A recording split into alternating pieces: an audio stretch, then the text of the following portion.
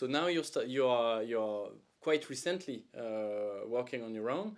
It's actually a field that is both young and not so young, because when you started there was already the work of Shinya Yamanaka, who gave access to pluripotent stem cells to a wider audience through reprogrammation, not having to work on cells that are derived from the embryo, the human embryo.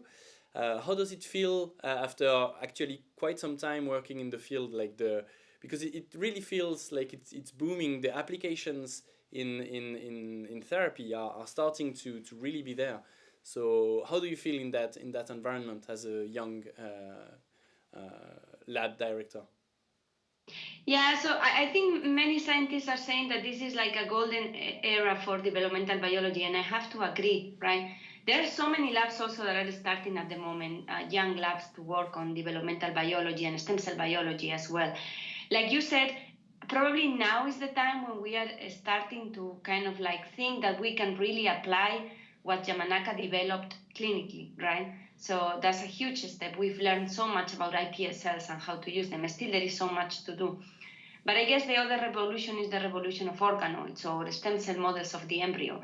So we can combine these two technologies to really not only try to use iPS cells to generate specific cell types of interest, but to use iPS cells or ES cells to generate tissues of interest, or even organs, organoids of interest, and even entire embryos.